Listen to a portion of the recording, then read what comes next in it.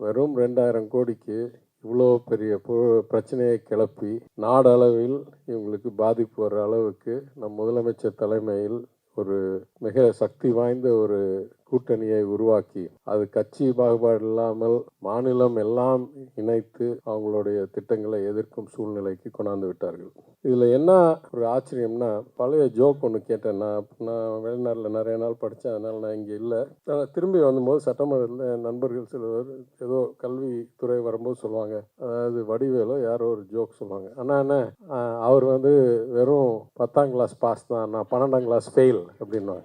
கரெக்டாக. அதனால் அந்த ஜோக்கில் கூட ஏதோ ஒரு உண்மை இருக்குது. ஏன்னா நீங்கள் 12ஆம் கிளாஸ் வரைக்கும் போயிருக்கணும்னா நீங்கள் 10ஆம் கிளாஸை பாஸ் பண்ணி 11ஆம் கிளாஸை பாஸ் பண்ணி 12ஆம் கிளாஸில் போய் ஃபெயில் ஆகிக்கணும். ஆனால் இவங்க என்ன சொல்கிறாங்க, மும்மொழி கொள்கைன்னு சொல்லிட்டு மும்மொழி கொள்கையில் ஒரு மொழி கூட நிறைவேற்ற முடியாத ஃபெயில் ஆனவங்க 2 மொழி கொள்கையை நாங்கள் சிறப்பாக நிறைவேற்றி வெற்றியை காமித்தவர்களை சொல்கிறாங்க, உங்களுக்கு பத்தாது, எங்களை மாதிரி மும்மொழி கொள்கைக்கு போங்க அப்படின்றாங்க. அப்போ நான் சிந்தித்தேன், சரி அப்போ என்ன அவங்க எதிர்பார்க்குறாங்கன்னா, மும்மொழி கொள்கையில் தோல்வி அடைகிறாங்கன்றத வெறும் தோல்வின்றதோடு நிறுத்திக்குவோம்.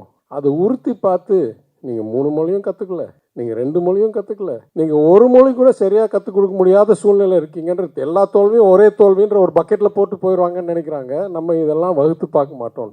இதெல்லாம் நம்ம கூறினா அவங்க என்ன சொல்கிறாங்க, உடனே தோழர் சொன்ன மாதிரி பாசிசத்தோடைய முதல் இலக்கு கிரியேட் ஃபால்ஸ் எனிமீஸ் கிடையாது, கிரியேட் இமேஜினரி எனிமீஸ், அதாவது இல்லாத ஒரு எனிமியை உருவாக்கு அப்படின்னு. அதனால் உடனே நம்ம தேச துரோகி, அர்பன் நாக்ஸில் என்னென்னமோலாம் வச்சுருக்காங்க ஒரு வார்த்தை. அதனால் அவங்களுக்கு இயலாமையை மறைக்கிறதுக்கு அவங்க மும்மொழின்னு சொல்லிட்டு ஒரு மொழியை கூட நிறைவேற்ற முடியாத சூழ்நிலையில் நாங்கள் ஏங்க மாறணும்னு கேட்டால் அதுக்கு பதில் சொல்லாமல் இவங்கெல்லாம் தேச துரோகி, இவங்களுக்கெல்லாம் தேசப்பற்று இல்லை, இவங்கெல்லாம் தேச விரோதி என்ற என்ன சொல்கிறது லேபிள் ஒட்டுறாங்க நம்ம மேல்.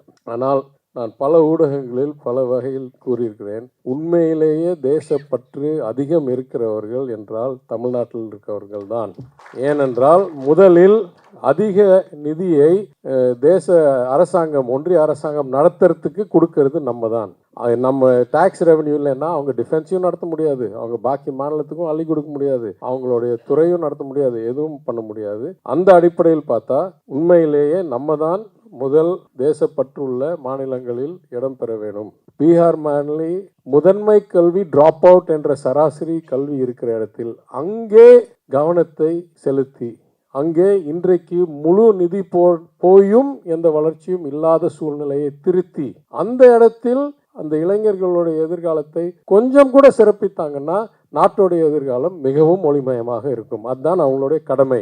அதை செய்ய முடியாதவர்கள், ஏற்கனவே வளர்ந்தவர்களை கீழே இழுத்தால் இந்த ஒப்பிட்டு பார்க்குற சூழ்நிலை மாறுமோ என்ற அடிப்படையில் ஒரே ஒரு புள்ளி விவரம் கேட்குறேன். இரட்டை மொழியில் வெற்றி பெற்றவர்கள் ஒரு மொழியில் தோல்வி அடைந்தவர்களிடம் ஏன் பாடம் எடுக்கணும்? இன்னைக்கு ஹிந்தி ஃபெயில் ரேட் என்ன இருக்குது யூபியில். எனவே தெளிவாக இன்னும் கூறணும் என்றால், நம் நடக்கும் பாதை, நம் முதலமைச்சர் காட்டும் வழி நம்மளை இன்னும் முன்னேற்றத்திற்காக வேகமாக செல்லும் எத்தனையோ இலக்கு வச்சு $1 trillion பல வகையில் இலக்கு வைத்து நம்மளை இழுத்து கொண்டு போகிறார். இவர்களுடைய எண்ணம் திரும்பி பழைய சமூக நீதி இல்லாத, வளர்ச்சி இல்லாத, கல்வி அனைவருக்கும் கிடைக்காத சூழ்நிலையில் செல்லும் ஒரு திட்டமாக தான் இருக்கிறது. புரோட்டோகால் ரீதியாக, அதாவது விதிமுறை ரீதியாக அமைச்சர் இறுதியாக பேசுவது முறை வழக்கம். ஆனால் எனக்கு கொஞ்சம் தயக்கம்தான். ஏன்னா மதிவதனி பேசின பிறகு நான்லாம் பேசுகிறது கொஞ்சம் கஷ்டம். அதனால் முதல்லையே நான் பேசிடலான்னு பார்த்தேன். ஏன்னா அவங்களுடைய விவாத உரையெல்லாம் நான் பார்க்கும்போது எனக்கு இருக்கிறதுலேயே முக்கிய ஒரு எண்ணம் என்னவென்றால், ரொம்ப மகிழ்ச்சி. நல்ல வேளை இவங்களும் நானும் ஒரே தத்துவத்தில் இருக்கிறோம், இவங்களை எதிர்த்து இருந்தால் நம்மளுக்கு பெரிய பாதிப்பே அப்படின்னு. ஆனாலும் இந்த நிகழ்ச்சிக்கு பல வகையில் ஏற்பாடு செய்த பேராசிரியர் சுப வீரபாண்டியன் அவர்களுக்கும் அவர் நடத்துகிற இயக்கத்துக்கும் அதில் எடுக்கக்கூடிய முயற்சிகளுக்கும் நான் சில பாராட்டுகளை தெரிவிக்க கடமைப்பட்டிருக்கிறேன். 2007ஆம் ஆண்டு துவக்கப்பட்ட இந்த பேரவை, திராவிட இயக்க தமிழர் பேரவை, பல வகையில் சமூக நீதி, சமத்துவம், தமிழர் உரிமைகள் என்ற இலக்குகளை பணி செய்து முன்னேற்றம் செய்வதற்கு முயற்சி எடுத்துக்கொண்டிருக்கிறது. எனக்கு மிகவும் பிடித்த அவங்களுடைய ஒரு வாசகம், இயன்றதை செய்வோம், இடைவிடாது செய்வோம். பெரிய அளவு இருந்தோ இல்லையோ கைவிடாமல் செய்வோம். இந்த அடிப்படையில் ஏற்கனவே சுமார் பதிப்பகம் மூலமாக ஒரு 1700 மாணவர்களுக்கு திராவிட பள்ளி என்ற ஒரு முயற்சியில் பயிற்சி அளிக்கப்பட்டு, அது இல்லாமல் 120க்கும் மேற்பட்ட நூல்களை வெளியிட்டு எத்தனையோ பணிகள் செய்து வருகிறார்கள். பேராசிரியர் அவர்கள் 50க்கும் மேற்பட்ட நூல்களை எழுதியுள்ள பேராசிரியர் 8 முறை போராட்டத்திற்கு சிறை சென்றுள்ளார். தமிழ்நாடு அரசின் பெரியார் விருது மற்றும் கலைமாமணி விருது உள்ளிட்ட பல விருதுகளை பெற்றுள்ளார். இன்றைக்கு தமிழ்நாடு அரசின் சமூக நீதி கண்காணிப்பு குழுவின் தலைவராக இருக்கிறார். இதற்கெல்லாம் நான் என் நன்றியையும் என் பாராட்டையும் தெரிவித்துக் கொள்கிறேன். இந்த நூலை பற்றி விரிவாக தோழர் மதிவதனி அவர்கள் பேசியிருக்கிறார்.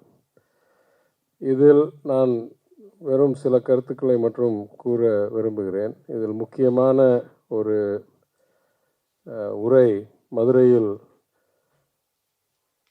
ஏப்ரல் 9ஆம் தேதி மாண்பு முதலமைச்சர் அவர்கள் ஆற்றிய உரை, தமிழர்கள் மேல் மட்டும் அவருக்கு ஏன் இத்தனை வன்மம் என்ற அந்த உரை அனைவரும் படித்து அதில் பல கருத்துக்களை பெற்றுக்கொள்ளலாம் என்று நான் கருதுகிறேன். இந்த நூலுக்கு என் நண்பர்கள் மாநில திட்டக்குழு துணைத் தலைவர் பேராசிரியர் ஜெயரஞ்சனும் மூத்த பத்திரிகையாளர் திரு ப. திருமாவேலனும் அணிந்துரை வழங்கியிருப்பதை நான் பாராட்டுகிறேன், மகிழ்ச்சியோடு தெரிவித்துக் கொள்கிறேன். இத்தகைய புத்தகங்கள் மிக முக்கியமான ஒரு பணி செய்ய வேண்டும். ஏனென்றால் நான் பலமுறை இதை பற்றி கூறியிருக்கிறேன். நம் கலாச்சாரத்தில், வரலாற்றில் நம்முடைய செயல்களை, நம்மளுடைய வெற்றிகளை பதிவு செய்கிறது ரொம்ப குறைவாக தான் இருக்கிறது. எத்தனையோ உதாரணம் நான் கூறியிருக்கிறேன். என் குடும்பத்திலேயே பல செய்திகள் எனக்கு, நான் அரசியலுக்கு வந்த பிறகு, நான் சட்டமன்ற உறுப்பினர் ஆன பிறகு, நான் அமைச்சரான பிறகு தான் எனக்கே தெரிய வருது. என் தந்தையோ என் தாத்தாவோ இதை பற்றிலாம் வீட்டில் பேசினதே கிடையாது. அதே போல் இன்னும் பல வகையில் பார்த்தால், ஏன் இருக்கிறதுலே சிறப்பான உதாரணம், ஒவ்வொரு ஆண்டும் நம் கீழடியில் தோண்ட புது புது உண்மைகள் நம்மளுக்கு தெரிய வருது. 3500 பிசியிலேயே இரும்பு கிடைத்ததை மாண்பு முதலமைச்சர் இப்போ பெரிய விழா நடத்தி வெளியிட்டிருக்கிறார் அந்த தகவலை.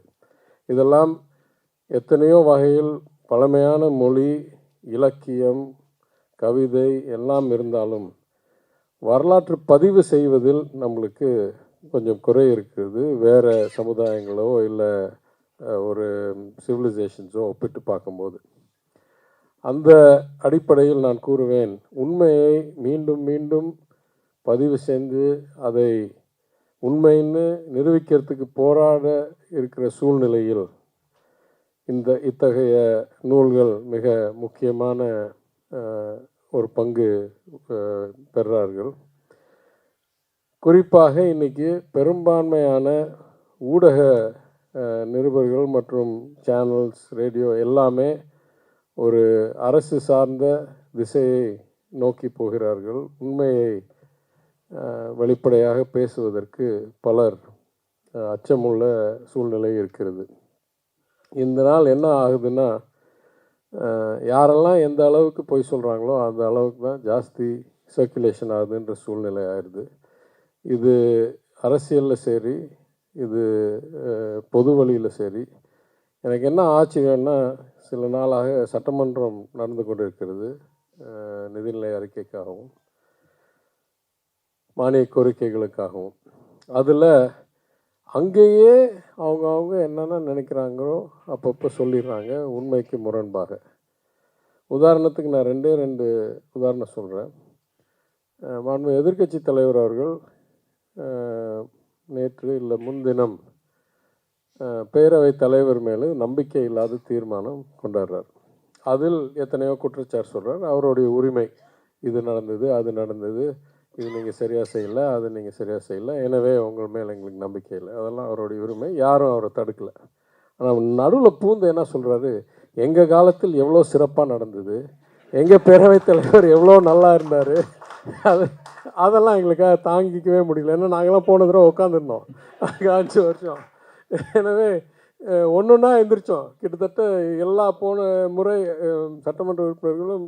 ஆனால் என்ன விதிமுறைன்னா, பின்வரிசை சட்டமன்ற உறுப்பினர்கள் குறுக்கீடு செய்ய முடியாது. ஒரு வாதம் நடந்து கொண்டிருக்கும்போது அமைச்சர்கள் தான் குறுக்கீடு செய்ய முடியும் என்று ஒரு அமைச்சராக எந்திரிச்சோம் பதில் சொல்கிறதுக்கு. இல்லை ரொம்ப சிறப்பாக செய்தார்னோடனே நானும் எழுந்திரிச்சேன். அப்போ அதுக்குள்ளே தலைவர் சொல்லிட்டார், இல்லை உட்காருங்க போதுன்னு. ஏன்னா நான் சொல்ல வந்தது என்னன்னா, இங்கேயாவது பதிவு செய்கிறேன், அவ்வளோ சிறப்பாக செயல்பட்ட நபர் ஒரு நாள் அம்மையார் அவையை காலி செய்து கொடு, அப்போ தான் என்னுடைய மானிய கோரிக்கையை வைக்கும்போது எனக்கு பாதிப்பு வராது என்று. ஏன்னா அவங்களுக்கு என்ன பழக்கம் நினச்சி பாருங்கள், 5 வருஷம் அவங்க வெறும் 23 திமுக எம்பி வச்சு எம்எல்ஏ வச்சு நடத்தியிருக்காங்க. இப்போ திடீர்னு 90 பேர் நிற்கிறோம். அப்போ அவங்களுக்கு கவலை, ஏதாவது எதிர்த்து எந்த பேசிட்டு போகிறாங்க. உடனே அவங்க ஒரு கட்டளை இடுறாங்க பேரவைத் தலைவர்கிட்ட, அவையிலேருந்து எல்லாத்தையும் நீக்கிடுங்க அப்படின்னு. சஸ்பெண்ட், அதாவது இடைக்கால நீக்கம். அப்போ ஏதாவது ஒரு காரணம் பார்க்கணுன்னாங்க. எதுவுமே அவங்களா ஒரு பிரச்சனையை உருவாக்கி அதை வச்சு வெளியேறுன்னு சொல்லி, இல்லை வெளியேற மாட்டோம்னு சொல்லி, ஏன்னா நீக்கிறது வந்து சாதாரண ஒரு செயல். அது வந்து 2-3 படி தாண்டி எச்சரிக்கை கொடுத்து அதை நீங்கள் எடுக்காமல் வெளியேற சொல்லி, அது நீங்கள் போகாமல் அப்புறம் முற்றுகையிடுற மாதிரி இருந்து அது தூக்கிட்டு போகணும். இவ்வளோ பண்ணிவிட்டு என்ன சொல்கிறாங்க, எல்லா திமுக உறுப்பினர்களும் வெளியேற்றுறோம். இதில் என்ன ஆச்சரியம்னா, சிலர் அன்னைக்கு அவைக்கு வரவே இல்லை, அவங்களையும் சேர்த்து ஏற்றுட்டாங்க. என்னை போல் சிலர் அன்னைக்கு அவைக்கு வந்து காலையில் கையெழுத்திட்டு, அப்போ அந்த அந்த சம்பவம் நடக்கும் நேரத்தில் நான் நூலகத்தில் உட்கார்ந்துருக்கிறேன், என்னையும் சேர்த்து வெளியேற்றிட்டாங்க. அப்போ எதற்காக வெளியேற்றினேன், இல்லை நீங்கள் தவறாக நடந்து கொண்டீர்கள், அதற்கு மேல் நான் உங்களை எச்சரித்தேன், அதை நீங்கள் கேட்காமல் நீங்கள் அமரவில்லை, அதற்கு மேல் இன்னும் எச்சரித்தேன், அதற்கு மேல் நீங்கள் தவறு செய்தீர்கள், அந்த தவறை நான் சுட்டி காட்டி வெளியேற சொன்னேன், நீங்கள் வெளியே போகவில்லை, அதற்கு பிறகு உங்களை அது குண்டு கட்டாக தூக்கிட்டு போக சொன்னேன், அதுக்கப்புறம் நீங்கள் போகல, அதனால் சஸ்பெண்ட் செய்யணும். ஐயா, நான் அவையிலேயே இல்லை, நான் வந்து நூலகத்தில் இருக்கேன், இதெல்லாம் நடக்கவே இல்லை. என்ன இதில் ஆச்சரியம்னா, எல்லா இடத்துலையும் சிசிடிவி கேமரா இருக்குது, அவையில் நிறையா சிசிடிவி கேமரா இருக்குது. அது கூட பரவாயில்ல, நான் இல்லைன்னு காமிக்கிறதுக்கு 15 சிசிடிவியை பார்க்கணும். நூலகத்தில் சிசிடிவி கேமரா இருக்குது, நான் இருக்கேன்னு காமிக்குது நூலகத்தில் அந்த சிசிடிவி கேமரா. அதையெல்லாம் தாண்டி வெளியேற்றி அப்புறம் பார்த்தா சிலர் காலையில் வந்துட்டு ஏதோ நிகழ்ச்சிக்காக, ஒருத்தர் என்னுடைய நண்பர், அவர் பேர் சொல்ல விரும்பல, அவர் ஏதோ கெடா வெட்டுற நிகழ்ச்சிக்காக போயிட்டார் புதுச்சேரிக்கு, அவரையும் சேர்த்து தூக்கிட்டாங்க. இவ்வளோ அழகாக நியாயமாக செயல்பட்டவரை மாண்பு எதிர்க்கட்சி தலைவர் சொல்கிறாரு, எங்கள் காலத்தில் ரொம்ப சிறப்பாக நடந்துச்சு அப்படின்னு. அதனால் இத்தகைய நூல்களை நம்ம வெளியிடாமல், நம்ம வரலாற்றை பதிவு செய்யாமல் இருந்தால், இத்தனைக்கும் அவை குறிப்பில் இருக்கிறது பல உண்மைகள், ஆனால் அவை குறிப்பை அவ்வளோ பேர் படிக்கிறது இல்லை. இதே போல் இன்றைக்கும் கடன் வாங்கினதை பற்றியும் நிதிநிலை சூழ்நிலை பற்றியும் நிறைய பேசினார். நான் அந்த துறை அமைச்சர் இன்றைக்கு இல்லை என்றதுனால் நான் தலையிட தயங்கினேன். ஆனால் மீண்டும் மீண்டும் மீண்டும் பல கருத்துக்களை தெரிவித்த உடனே நான் எந்திரிச்சு விளக்கம் கொடுக்க தேவைப்பட்டதுன்னு நினைத்தேன். அதற்கப்புறம் அவர் பேசாமல் நிறுத்திட்டார். எனவே இந்த மாதிரி உண்மையை மீண்டும் மீண்டும் சொல்லவில்லை என்றால் புதிதாக அவங்க உண்மையை உருவாக்கி கொண்டே இருக்கிறார்கள், சட்டமன்றத்திலையும் பொது வழியிலும் அரசியலிலும். ஆனால் இந்த நூலுடைய இன்னொரு சிறப்பு குணம் என்னவென்றால், 270 சொச்சம் பாராளுமன்ற உறுப்பினர்கள் வைத்திருந்த கட்சி 2014 தேர்தலில் 19 தேர்தலில் 302 303க்கு சென்று 24 தேர்தலில் இலக்கு 400 450 என்னமோலாம் பேசிகிட்டு இருந்தாங்க. அந்த சூழ்நிலையில் 302 240 ஆக்கி கூட்டணி இல்லாமல் ஆட்சி செய்ய முடியாத அளவுக்கு இந்த தேர்தல் நடந்து அதில் முக்கிய பங்கு நம் மாநிலத்துக்கும் முதலமைச்சர் அவர்களுக்கும் இருக்குது என்றதை நிரூபிக்கிற ஒரு நூலாக இருக்கும் இது. இன்றைக்கு எல்லா வகையிலும் அவர்களுடைய வியூகங்கள், அவர்களுடைய திட்டங்கள் கொஞ்சம் கொஞ்சமாக அவங்களுடைய ஈடுபாடு குறைஞ்சிக்கிட்டே இருக்குது, ஈர்ப்பு குறைஞ்சிக்கிட்டே இருக்குது. இந்த சூழ்நிலையில் அவங்க ஏதாவது கொஞ்சம் சிந்திச்சு பண்ணியிருந்தாங்கன்னா வெறும் 2000 கோடிக்கு இவ்வளோ பெரிய பிரச்சனையை கிளப்பி நாடளவில் இவங்களுக்கு பாதிப்பு வர்ற அளவுக்கு நம் முதலமைச்சர் தலைமையில் ஒரு மிக சக்தி வாய்ந்த ஒரு கூட்டணியை உருவாக்கி அது கட்சி பாகுபாடு இல்லாமல் மாநிலம் எல்லாம் இணைத்து அவங்களுடைய திட்டங்களை எதிர்க்கும் சூழ்நிலைக்கு கொண்டாந்து விட்டார்கள். இதில் என்ன ஒரு ஆச்சரியம்னா, பழைய ஜோக் ஒன்று கேட்டேன். நான் வெளிநாட்டில் நிறைய நாள் படித்தேன், அதனால் நான் இங்கே இல்லை. நான் திரும்பி வந்தபோது சட்டமன்றத்தில் என் நண்பர்கள் சிலர் ஏதோ கல்வித்துறை வரும்போது சொல்லுவாங்க, அதாவது வடிவேலோ யாரோ ஒரு ஜோக் சொல்லுவாங்க, என்ன அவர் வெறும் 10ஆம் கிளாஸ் பாஸ் தான், நான் 12ஆம் கிளாஸ் ஃபெயில் அப்படின்வாங்க. கரெக்டாக. அதனால் அந்த ஜோக்கில் கூட ஏதோ ஒரு உண்மை இருக்குது. ஏன்னா நீங்கள் 12ஆம் கிளாஸ் வரைக்கும் போயிருக்கணுன்னா நீங்கள் 10ஆம் கிளாஸை பாஸ் பண்ணி 11ஆம் கிளாஸை பாஸ் பண்ணி 12ஆம் கிளாஸில் போய் ஃபெயில் ஆகிருக்கணும். ஆனால் இவங்க என்ன சொல்கிறாங்க, மும்மொழி கொள்கைன்னு சொல்லிட்டு மும்மொழி கொள்கையில் ஒரு மொழி கூட நிறைவேற்ற முடியாத ஃபெயில் ஆனவங்க 2 மொழி கொள்கையை நாங்கள் சிறப்பாக நிறைவேற்றி வெற்றியை காமித்தவர்களை சொல்கிறாங்க, உங்களுக்கு பத்தாது, எங்களை மாதிரி மும்மொழி கொள்கைக்கு போங்க அப்படின்றாங்க. அப்போ நான் சிந்தித்தேன், சரி அப்போ என்ன அவங்க எதிர்பார்க்குறாங்கன்னா, மும்மொழி கொள்கையில் தோல்வி அடைகிறாங்கன்றத வெறும் தோல்வின்றதோடு நிறுத்திக்குவோம். அதை உறுத்தி பார்த்து நீங்கள் 3 மொழியும் கற்றுக்கல, நீங்கள் 2 மொழியும் கற்றுக்கல, நீங்கள் ஒரு மொழி கூட சரியாக கற்றுக் கொடுக்க முடியாத சூழ்நிலை இருக்கீங்கன்றது, எல்லா தோல்வியும் ஒரே தோல்வின்ற ஒரு பக்கெட்டில் போட்டு போயிடுவாங்கன்னு நினைக்கிறாங்க. நம்ம இதெல்லாம் வகுத்து பார்க்க மாட்டோம். எனவே நாட்டில் எந்த இடத்திலும் மும்மொழி கொள்கையை இது வரைக்கும் ஒழுங்காக நடத்த இல்லை, நிரூபிக்க முடியவில்லை. இது இன்றைக்கு இல்லை, இது முதல்ல நம்ம ஞாபகம் வச்சுக்கணும். எதுவுமே nothing new under the sun அப்படின்வாங்க. குறிப்பாக இந்த அரசாங்கம் அது கொடூர செயல்கள், பண மதிப்பிழப்பு மாதிரி கொடூர செயல்கள் வேணால் முதல் செய்வாங்க. ஏன்னா வேறு யாரும் இவ்வளோ தவறான செயல் செய்ய மாட்டாங்க. ஆனால் பாக்கியெல்லாம் இந்த என்இபியெல்லாம் இது அவங்களுடைய புதிய கருத்தில்லை. 1968 முதல் முறை தேசிய கல்விக் கொள்கை உருவாக்கப்பட்டு 1986 2வது முறை உருவாக்கப்பட்டு அது 1992 மாற்றப்பட்டு இப்போது 3வது புது கல்விக் கொள்கை 2020 வெளியிட்டிருக்காங்க.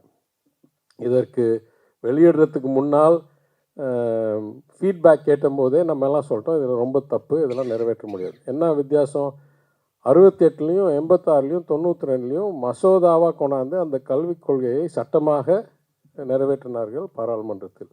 இந்த முறை அது கொண்டாடவே இல்லை. அப்போனா இது ஒரு சஜஷன், ஒரு ஒரு என்ன சொல்கிறது, அறிவுரை, சட்டம் கூட கிடையாது. ஆனால் இதை வச்சுக்கிட்டு நான் பணம் கொடுக்க மாட்டேன்னா இதை நாங்கள் பாசிசமோ இல்லை நம்ம என்ன சொல்கிறது மிரட்டலோ இல்லாமல் என்ன சொல்லுவோம். ஆனால் அதுக்கு மேல் நான் சொல்கிறேன், 86 வந்த அந்த சட்ட மசோதாவை படித்து பார்த்தால் 86லேயே சொல்கிறாங்க 68 நம்ம மும்மொழி கொள்கைன்னு சொன்னோம், ஆனால் அது நிறைவேற்றவே முடியல. ஏன்னா மும்மொழி கொள்கை 68 எப்படி வந்ததுன்னு ஐயா ஜி விஸ்வநாதன் அவர்கள், விஐடி விஸ்வநாதன் அவர்கள் என்னை ஃபோனில் அழைத்து சொன்னார். நான் அன்றைக்கி பாராளுமன்ற உறுப்பினராக இருந்தேன். அந்த மசோதாவில் என்ன சொல்கிறாங்க, 68 மும்மொழி கொள்கைனா எங்கெல்லாம் ஹிந்தி பேசலையோ அங்கெல்லாம் 3 மொழி, தாய்மொழி, ஆங்கிலம், ஹிந்தி. எங்கெல்லாம் ஹிந்தி பேசுகிறாங்களோ அங்கெல்லாம் ஹிந்தி, ஆங்கிலம், ஒன் மாடர்ன் சதர்ன் லாங்குவேஜ், அதாவது சம்ஸ்கிருதம் வரக்கூடாதுன்றதுக்காக மாடர்ன் சதர்ன் லாங்குவேஜ். இதுதான் சட்டப்படி நிறைவேற்றிய 1968. அவரே என்று கூப்பிட்டு சொல்கிறார், தம்பி போய் பாருங்கள் இதெல்லாம். அதனால தான் இந்த ஆராய்ச்சிலாம் ஆரம்பிக்கிறேன்.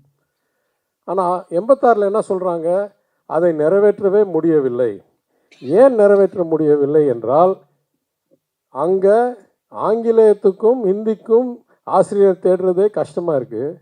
வேறு மொழியெலாம் எங்கேருந்து போய் ஆசிரியரை கண்டுபிடிச்சி இதெல்லாம் கற்றுக் கொடுக்க போகிறோம்? அதுவும் கட்டாய 3 மொழி, இது விருப்பம் இல்லை, கட்டாய 3 மொழி கொள்கை. அதனால் 86லே சொல்கிறாங்க, இதெல்லாம் சாத்தியமானு நம்மளுக்கு தெரியாது, நம்ம ஏதோ அறிவுரையாக இங்கேருந்து சொல்கிறோம், ஆனால் முடிவெடுக்கிறது மாநிலங்கள் யார் செயல்படுத்தணுமோ அவங்க முடிவெடுக்கட்டும். ஏன்னா அவங்க தான் ஆசிரியரை கண்டுபிடிக்கணும், அவங்க தான் பயிற்சி கொடுக்கணும், அவங்க தான் நிதி ஒதுக்கணும், அவங்க தான் வகுப்பறை உருவாக்கணும். அதனால் இதை டெல்லியில் உட்காந்துட்டு செய்ய முடியாது. என்ன முக்கியம், 68 கல்வி வெறும் மாநில பட்டியல் மட்டும் இருந்தது. 86க்குள்ளே எமர்ஜென்சியில் கன்கரண்ட் லிஸ்ட்டுக்கு மாற்றிட்டாங்க. கன்கரண்ட் லிஸ்ட்டுக்கு மாற்றின பிறகு சொல்கிறாங்க, இதை செயல்படுத்துவது மாநிலத்துடைய விருப்பம். 86லேயும் 92லேயும். ஆனால் இப்போ சொல்கிறாங்க, இது சட்ட மசோதாவும் ஆகலை, இது எந்த வகையிலையும் கட்டாயப்படுத்த முடியாதது. அப்ரோப்ரியேஷன் பில்லுன்னு சொல்லுவோம், ஃபைனான்ஸ் பட்ஜெட் முடிஞ்சோடனே அப்ரோப்ரியேஷன் பில்லில் இந்த நிதி ஒதுக்கிறதுக்கு இது ப்ரீ கண்டிஷன்னு எங்கேயுமே இல்லை. ஆனாலும் நான் சொல்கிறேன், நீங்கள் நிறைவேற்றலைன்னா பணம் கொடுக்க மாட்டேன்னா இதை மிரட்டல் இல்லாமல் என்னான்னு இருப்போம். இந்த கல்விக் கொள்கையில் எத்தனையோ குறைபாடு இருக்குது, அது பல இடங்களில் பலர் பேசியிருக்கிறார்கள். ஆனால் நான் குறிப்பாக சொல்ல வேண்டியது, குலக்கல்வி இல்லை, அதாவது வொகேஷ்னல் ட்ரைனிங்கை ஏர்லி ஏஜ்லேயே உருவாக்கி எவ்வளோ சீக்கிரம் வேணுமோ அவங்க 10ஆம் கிளாஸ் வரைக்கும்லாம் படிக்க தேவையில்லை, அவங்க திசை திருப்பி போயிடலாம் என்ற கொள்கையும், இதோடைய இலக்கு 50% higher education GER gross enrolment ratio. ஏற்கனவே நம்ம அதை அடைஞ்சிட்டோம். இவங்க சொல்கிறாங்க இன்னும் 30 வருஷத்தில் அடைய போகிறாங்களாம் இந்த இலக்கு.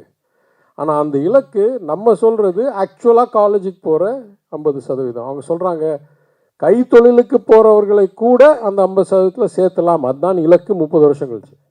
அப்போ யார் இருக்கிறத விட்டுட்டு இதுக்கு போவாங்க? அதனால தான் நான் மதுரையில் கேட்டேன், ஒரு வெற்றிகரமாக நடந்துக்கணும், இதெல்லாம் இருக்கிறதுலையே வேர்ல்ட்ஸ் பெஸ்ட்டுன்னு சொல்ல, இது சிறப்பிக்க முடியாதுன்னு சொல்ல, கோவிட் வந்ததுனால இன்னும் பாதிப்பு இருக்குன்னு எல்லாம் ஏற்றுக்கிறேன்.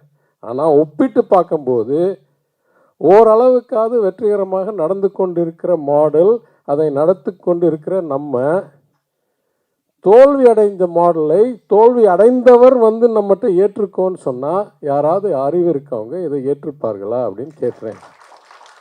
எந்த அடிப்படையில் ஏற்றுக்கொள்வோம்? இதெல்லாம் நம்ம கூறினா அவங்க என்ன சொல்கிறாங்க, உடனே தோழர் சொன்ன மாதிரி பாசிசத்தோடைய முதல் இலக்கு கிரியேட் ஃபால்ஸ் எனிமீஸ் கிடையாது, கிரியேட் இமேஜினரி எனிமீஸ், அதாவது இல்லாத ஒரு எனிமியை உருவாக்கு அப்படின்னு. அதனால் உடனே நம்ம தேச துரோகி, அர்பன் நாக்ஸில் என்னென்னமோலாம் வச்சுருக்காங்க ஒரு வார்த்தை. அதனால் அவங்களுக்கு இயலாமையை மறைக்கிறதுக்கு அவங்க மும்மொழின்னு சொல்லிட்டு ஒரு மொழியை கூட நிறைவேற்ற முடியாத சூழ்நிலையில் நாங்கள் ஏங்க மாறணும்னு கேட்டால் அதுக்கு பதில் சொல்லாமல் இவங்கெல்லாம் தேச துரோகி, இவங்களுக்கெல்லாம் தேசப்பற்று இல்லை, இவங்கெல்லாம் தேச விரோதி என்ற என்ன சொல்கிறது லேபிள் ஒட்டுறாங்க நம்ம மேலே. ஆனால் நான் பல ஊடகங்களில் பல வகையில் கூறியிருக்கிறேன், உண்மையிலேயே தேசப்பற்று அதிகம் இருக்கிறவர்கள் என்றால் தமிழ்நாட்டில் இருக்கிறவர்கள் தான். ஏனென்றால் முதலில் அதிக நிதியை தேச அரசாங்கம், ஒன்றிய அரசாங்கம் நடத்துறதுக்கு கொடுக்கறது நம்ம தான். நம்ம டேக்ஸ் ரெவன்யூ இல்லைன்னா அவங்க டிஃபென்ஸையும் நடத்த முடியாது, அவங்க பாக்கி மாநிலத்துக்கும் அள்ளி கொடுக்க முடியாது, அவங்களுடைய துறையும் நடத்த முடியாது, எதுவும் பண்ண முடியாது. அந்த அடிப்படையில் பார்த்தா உண்மையிலேயே நம்ம தான் முதல் தேசப்பற்றுள்ள மாநிலங்களில் இடம் பெற வேணும். அதற்கு மேல் நான் கூறுகிறேன், இன்றைக்கு அவங்களுடைய பல வகையில் அடைந்த தோல்வியை மறைப்பதற்காக நம்மளை ஒரு இமேஜினரி எனிமி, கனவு எதிரியாக உருவாக்கி இந்த செயல்களெல்லாம் செய்கிறார்களே தவிர அவர்களால் உண்மையிலேயே நாட்டின் முன்னேற்றத்துக்கு எதில் கவனம் செலுத்தணும் என்று கேட்டால், எங்கெல்லாம் படிப்பு குறைவாக இருக்கோ, எங்கெல்லாம் பொருளாதாரம் குறைவாக இருக்கோ அங்கே தான் கோடிக்கணக்கான இளைஞர்கள் இருக்கிறார்கள். நான் தெளிவாக கூறுகிறேன், தமிழ்நாடுடைய எதிர்காலம் 100 ஆண்டுக்கு மேல் சமூக நீதி, அனைவருக்கும் உள்ளடக்கம், பெண்களுக்கு உரிமை, கட்டாய கல்வி, இரட்டை மொழிக் கொள்கை, எத்தனையோ காரணங்களுக்காக தமிழ்நாடோடைய எதிர்காலம் ஒளிமயமாகவே இருக்கும். அது இந்த கட்சி வரலாம், அந்த கட்சி வரலாம், நான் சொல்லுவேன் அவங்களோட நம்ம சிறப்பாக செய்கிறோம். ஆனால் உண்மை நம்மளுடைய கலாச்சாரமும், நம்மளுடைய மண்ணும், நம்மளுடைய மக்களும், நம்மளுடைய திராவிட இயக்க வரலாறும் நூற்றாண்டுக்கு மேல் அவங்க உதவி செஞ்சாங்கன்னா இன்னும் சிறப்பாக வளருவோம். அவங்க எதிர்த்தாங்கன்னா ஓரளவுக்கு நம்மளை கண்ட்ரோல் பண்ண முடியும். ஆனால் இந்த நாட்டோடைய எதிர்காலத்தில் நம்ம வெறும் 6% அடியில் இருக்கிற மக்களுடைய வளர்ச்சியை வச்சு இந்த நாடுடைய எதிர்காலம் மாறப்போவதில்லை. Mathematically we are less than 6%. எனக்கு இன்னும் 50% என்னுடைய per capita income இன்க்ரீஸ் ஆனாலும் நேஷ்னல் ஆவரேஜ் அவ்வளோ மாறாது. எங்கன்னா 30-40% மக்கள் தொகை இருக்கிற இடத்தில் நம்மளுக்கு 5 1 4 1 இருக்கிற பொருளாதார சூழ்நிலையில் பீகார் மாநில முதன்மை கல்வி ட்ராப் அவுட் என்ற சராசரி கல்வி இருக்கிற இடத்தில் அங்கே கவனத்தை செலுத்தி, அங்கே இன்றைக்கு முழு நிதி போயும் எந்த வளர்ச்சியும் இல்லாத சூழ்நிலையை திருத்தி, அந்த இடத்தில் அந்த இளைஞர்களுடைய எதிர்காலத்தை கொஞ்சம் கூட சிறப்பித்தாங்கன்னா நாட்டுடைய எதிர்காலம் மிகவும் ஒளிமயமாக இருக்கும். அதுதான் அவங்களுடைய கடமை. அதை செய்ய முடியாதவர்கள், ஏற்கனவே வளர்ந்தவர்களை கீழே இழுத்தால் இந்த ஒப்பிட்டு பார்க்குற சூழ்நிலை மாறுமோ என்ற அடிப்படையில் ஒரே ஒரு புள்ளி விவரம் கேட்குறேன். இரட்டை மொழியில் வெற்றி பெற்றவர்கள் ஒரு மொழியில் தோல்வி அடைந்தவர்களிடம் ஏன் பாடம் எடுக்கணும்? இன்னைக்கு ஹிந்தி இப்போ ஃபெயில் ரேட் என்ன இருக்குது யூபியில்? எனவே தெளிவாக இன்னும் கூறணும் என்றால், நம் நடக்கும் பாதை, நம் முதலமைச்சர் காட்டும் வழி நம்மளை இன்னும் முன்னேற்றத்திற்காக வேகமாக செல்லும். எத்தனையோ இலக்கு வச்சு $1 trillion பல வகையில் இலக்கு வைத்து நம்மளை இழுத்து கொண்டு போகிறார். இவர்களுடைய எண்ணம் திரும்பி பழைய சமூக நீதி இல்லாத, வளர்ச்சி இல்லாத, கல்வி அனைவருக்கும் கிடைக்காத சூழ்நிலையில் செல்லும் ஒரு திட்டமாக தான் இருக்கிறது. மக்கள் இதை ஓரளவுக்கு நாடளவும் அறிந்து கொண்டார்கள் என்று தான் நான் கூறுவேன். அதாவது 300லேருந்து 240 வந்தது ஒரு சின்ன உதாரணம்.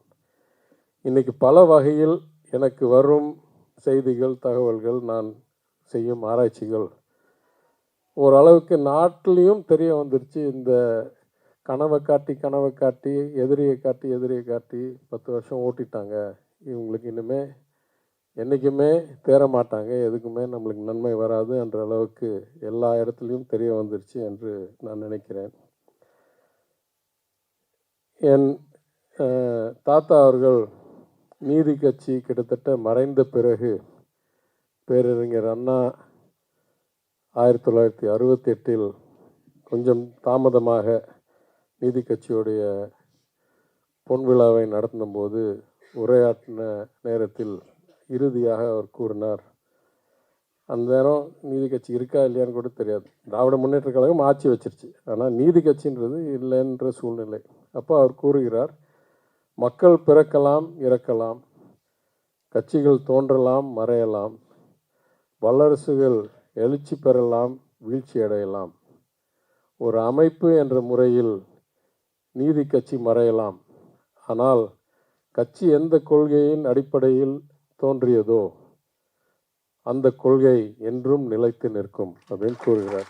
அந்த வாதத்திற்கு ஏற்ப இன்றைக்கு இன்னும் கிட்டத்தட்ட 50 ஆண்டுகள் தாண்டி, 50க்கு மேல் ஆண்டுகள் தாண்டி, நூற்றாண்டு விழா முதலமைச்சர், இன்றைய முதலமைச்சர் அவர்கள் எதிர்க்கட்சி தலைவராக இருக்கும்போது அறிவாலயம் கலைஞர் அரங்கத்திலேயே நடத்தின சூழ்நிலையில் இந்த உண்மை நம்மளுக்கு நிரூபித்த பிறகும் நான் கூறுகிறேன், இன்றைக்கு நம் முதலமைச்சருடைய குரல் தமிழர்களுக்கு மட்டும் இல்லை, நாடு முழுவதும் ஒலித்து கொண்டிருக்கிறது.